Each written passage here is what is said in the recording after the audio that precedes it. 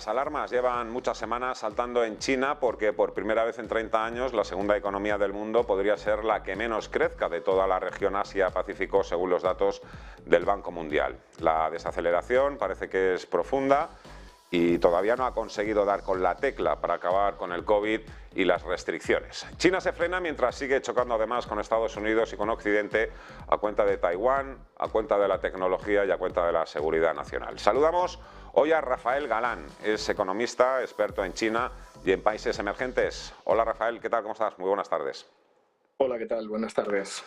En tu opinión, ¿está sufriendo China su mayor crisis económica en 30, 40 años? ¿Está en riesgo su futuro? Bueno, yo no lo llamaría crisis al uso, como conocemos nosotros, de recesión. Al final hay que tener en cuenta que el país sigue creciendo. Es verdad que se han rebajado las estimaciones para este año. Estamos en el 3,2%. El año que viene se espera que crezca un 4,4%. Si acaso, bueno, pues esas cifras van a ser complicadas. Y es cierto que hay muchos riesgos, pero como digo, al final se sigue generando empleo. Continúa aumentando esa tasa de urbanización, que es también, bueno, pues muy importante para el desarrollo, y hay todavía, bueno, pues factores que nos indican que la economía china efectivamente en esa transición que ya sabíamos que se iba a producir de un modelo de exportaciones e inversión a un modelo de más consumo, bueno, pues hemos visto esa bajada que se ha acelerado y ha sido más brusca, pues como comentabas, también por causa de la pandemia y por esas restricciones que se están sufriendo todavía. Todavía tenemos en la mente esos problemas con el COVID, también pues bueno, el desastre del sector inmobiliario. ¿Esos serían los principales problemas a los que se enfrenta China a corto y medio plazo, sector inmobiliario y COVID? Correcto, yo son los que apuntaría. Básicamente tienen que hacer, bueno, pues un esfuerzo de levantamiento de esas medidas. En lo que respecta al COVID, esta semana sí que ha habido un evento bastante importante, que es una de las ciudades en la provincia de Hebei, que es Sichuan, en la que, bueno, pues hay 11 millones de habitantes. Se está haciendo una prueba piloto en la cual, bueno, pues no se van a cerrar escuelas ni el transporte, se van a hacer solo PCRs a personas de riesgo.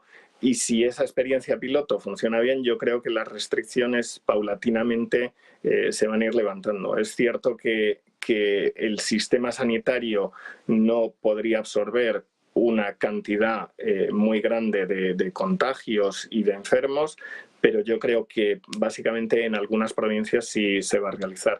Y lo que comentabas del inmobiliario, pues efectivamente yo creo que es otro de los riesgos que tenemos en el corto medio plazo, esas caídas de precios por 5 meses consecutivos, y hay que tener en cuenta que representa entre el 18 y el 30% del PIB, con lo cual es muy significativo. En el largo plazo, pues yo destacaría otros efectos incluso que son más difíciles de controlar, entre comillas, como es el problema demográfico. Ya sabemos que la tasa de natalidad el año pasado estuvo entre las más bajas, no solo a nivel global, sino desde que existe la serie histórica en el año 1949. A pesar del levantamiento de esa política de hijo único, pues efectivamente hay ciertos factores por los cuales los chinos deciden no tener más de un hijo o tener muy pocos hijos, y ese es un problema que, por ejemplo, en países como Japón o muchos de Europa, por supuesto, va a afectar significativamente, pues digamos, a los objetivos y al crecimiento de largo plazo.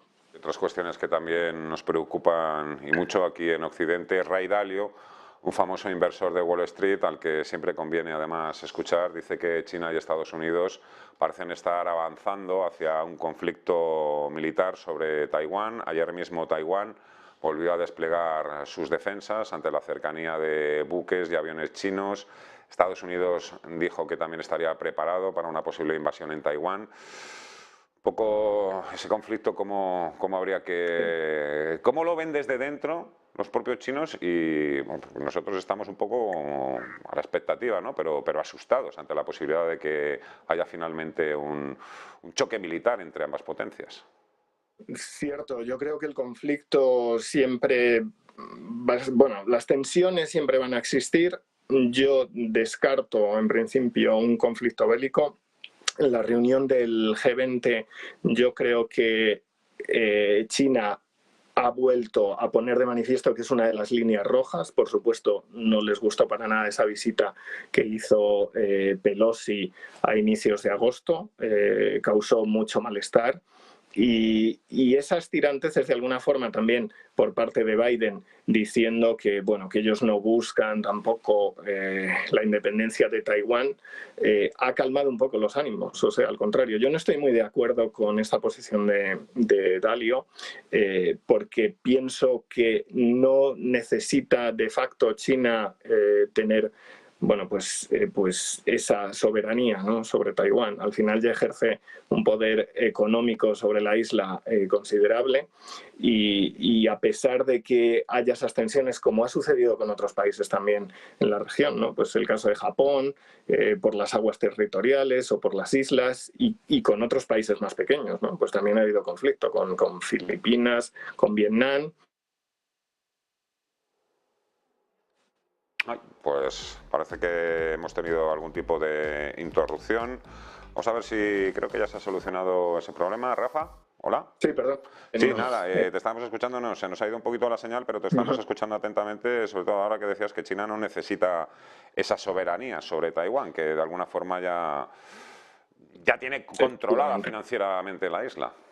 Pues así es. O sea, a lo que me refería es las exportaciones de Taiwán, pues se dirigen en un 23% aproximadamente hacia China, un 17% a Hong Kong, con lo cual hablamos del 40% del total, y esa dependencia es muy significativa, de manera que China, con ese control, al final que ejerce, como decía, sobre la isla es suficiente, ¿no? Es una de las líneas rojas, como decía, que ellos no quieren traspasar y yo descarto en general pues ese conflicto armado que pudiera suceder.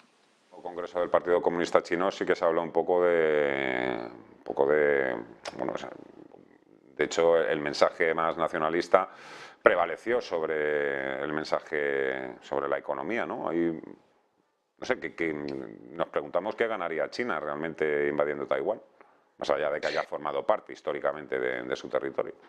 Sí, pues ganaría en términos económicos. Al final hay que tener en cuenta que Taiwán es uno de los países del mundo, el tercero creo recordar, que más invierte en I+D, pues estamos hablando del 3,5% del PIB. Es muy importante en la industria de semiconductores, que hemos visto también hace pocas semanas esas restricciones de Estados Unidos a la parte de semiconductores. Y bueno, en general en términos agregados la economía de Taiwán son unos 800.000 millones de dólares, eso es un 4,5% del PIB de China, sería como la sexta provincia de China, pues comparable a Sichuan, donde hay efectivamente 84 millones de habitantes frente a los 24 millones de habitantes que tiene Taiwán, pero básicamente sería en términos económicos, como digo. Eso sería un poco la contribución de Taiwán a China si llegara a producirse esa integración, pero con esas relaciones, bueno, pues que tan estrechas por la excesiva dependencia, como digo, no creo que vaya a suceder, si bien esas tensiones y esa forma de presión, también por la parte de aranceles, que es algo que vimos, ¿no?, pues después de la visita de Pelosi, como comentaba, pues sí que van a continuar, ¿no?, a lo largo del tiempo. Bueno, los aranceles de Estados Unidos a China ahí están, continúan, también de alguna forma las autoridades de Estados Unidos o Washington también trata de bloquear la expansión o el desarrollo de las empresas tecnológicas en China. ¿Cómo puede acabar también ese pulso, más que acabar, cómo se puede ir desarrollando o creciendo ese pulso por el liderazgo mundial en la tecnología, que es un poco lo que parece que hay en juego?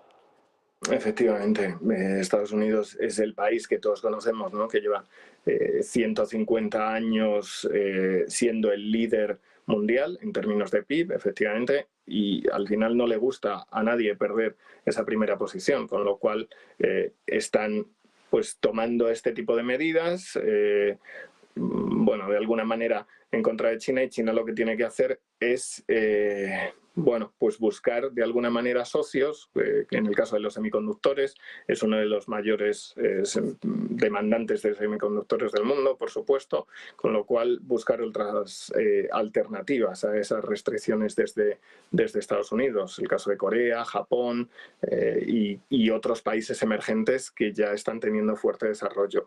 China tiene unos planes estratégicos, como sabemos, y en los planes también quinquenales, y hace muchos años, ya en el año 2015, lanzó ese plan, el Made in China 2025, con unos objetivos, como digo, a largo plazo, en los cuales, pues obviamente, además de aumentar la inversión en I+D, tenía reducir esa dependencia también de los semiconductores, que ahora mismo estamos hablando prácticamente del 70%, y es muy difícil que eso se consiga, porque ahora están en niveles muy altos, como digo, pero es cierto que también uno de los puntos de China mencionados en el Congreso también hace un mes es ese desarrollo tecnológico y más importancia a la calidad del PIB que a la cantidad. Con lo cual sí que vamos a ver bastantes avances. Está claro que una industria como la de los semiconductores no es de un día para otro, pero obviamente en China favorece mucho tener esa visión y esos planes de largo plazo y saber que hay una estabilidad, entre comillas, claro, política, y que no va a haber cambios por los cuales va a venir otro partido, ¿no?, a tirar esos planes. Así que los retos son muy importantes, ahí están, por supuesto, encima de la mesa. China es consciente de la situación y de esos bloqueos, por supuesto, que puede tener, y lo que hace es buscar alternativas, como digo, o bien en su propio mercado, a partir de pues, esos desarrollos, o bien con socios que en general suelen ser más afines y que están en Asia, ¿no? Hablando de socios, está el tema de Rusia, la guerra en Ucrania. Antes has citado también esa cumbre del G20. En tu opinión, ¿cómo hay que interpretar que China se haya distanciado de Rusia durante esa cumbre del G20? Pues yo creo que es un aspecto bastante positivo en general. Ya vimos que al principio, bueno, pues era un poco dudoso, ¿no?, su posicionamiento, y ahora la verdad es que lo va dejando más claro. O sea, ellos lo que buscan de alguna manera es el diálogo. Yo creo que, como decía también en esa reunión con Biden, se ha puesto de manifiesto que quieren buscar una solución a ese conflicto que todavía está sucediendo, y de alguna manera pueden ejercer medidas de presión, si bien hacia Rusia, si bien no lo desean hacer muy específicamente, porque al final ha sido su socio durante mucho tiempo. Tienen incluso, bueno, pues bastante dependencia. Hablamos del gas y de aquel contrato que se hizo a largo plazo del gas, bueno, pues la parte del carbón, que son, bueno, pues partes energéticas muy importantes para China, con lo cual quieren ejercer esa influencia de una manera más útil. Pero yo creo que ahora en el G20 sí que ha sido positivo. En general se han dado los pasos para que esperemos que a lo largo, durante este año que viene, pues termine el conflicto en Ucrania, como comentábamos. Oye, Rafael, como además de ser experto en China, también estás muy versado en todo lo que son economías emergentes, sí quería hacerte una última pregunta, un poco desde tu perspectiva, desde tu visión, un poco cómo se está viviendo, bueno, pues en todo ese tipo de economías emergentes, todo la subida de la inflación, la dolarización, porque son muchas economías que están endeudadas en dólares. El dólar ha sido uno de los activos, de los pocos activos que se ha revalorizado todo este año, pero sobre todo me interesa el tema de la inflación, porque aquí, claro, nos llevamos las manos a la cabeza cuando vemos tasas del 10-11%, pero hay países en los que, bueno, es cosa de niños, ¿no?, una inflación del 11%. No sé si tú has detectado o identificado que puedan surgir en el futuro problemas, por ejemplo, revueltas sociales, descontento. Pues efectivamente, a ver, el primer punto es que esta subida de tipos que estamos viendo, pues por parte de la FED y por parte del Banco Central Europeo, había comenzado anteriormente ya en los países emergentes. Y vemos, bueno, pues algunos indicadores ponderados que miro yo bueno, pues de los tipos de interés, ya estaba apareciendo antes porque ellos, como habíamos visto, las materias primas, que es una de las necesidades y del mayor consumo básico que tienen, pues venían subiendo desde la pandemia aproximadamente y tenían problemas de inflación. Es cierto que ahora que con los niveles que tenemos aquí, como bien dices, pues para ellos es niveles relativamente bajos. Señalar el caso de China, pues estamos viendo niveles entre el 2, 2,5%, incluso el índice de precios al productor el mes pasado fue negativo, con lo cual de alguna manera están un poco a contraciclo. Han hecho ya los deberes, entre comillas, que son esas subidas de tipos de interés y bueno, yo creo que ahora cabe esperar un poco a ver cuál es la situación. Por supuesto, en los mercados ha afectado considerablemente, pues sobre todo en algunos mercados asiáticos también, pues el caso de Vietnam, que yo le doy mucho seguimiento ya que es uno de los países muy bien posicionados, su bolsa ha caído un 35%,